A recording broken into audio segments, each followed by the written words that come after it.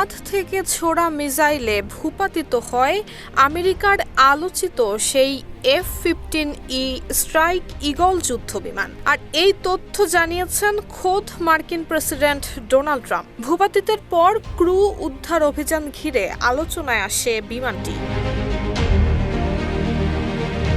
এটি ছিল ইরানের হিট সিকিং মিসাইল, যেটি কিনা হাতে বহনযোগ্য।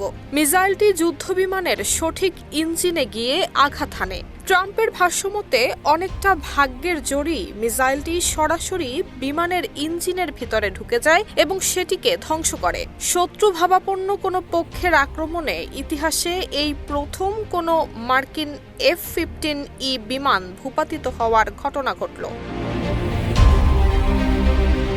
ইরানের গভীর ভূখণ্ডে বিধ্বস্ত হওয়া ওই বিমানে থাকা 2 ক্রুকে উদ্ধারেও ছিল নাটকীয়তা। এই উদ্ধার অভিযান মোটেই মসৃণ ছিল না। RICL TMX, যুগের পর যুগ স্থাপনা থাকে মজবুত। বিমানের ক্রুদের উদ্ধার করতে গিয়ে মার্কিনিরা একটি A-10 যুদ্ধ বিমান, 2টি MC-130J হারকিউলিস পরিবহন বিমান এবং অন্তত একটি হেলিকপ্টার হারিয়েছে।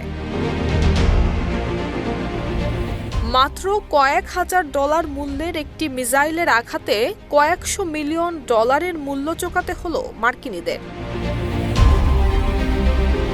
নুসরাত জাহান মেহেক, ঢাকা পোস্ট।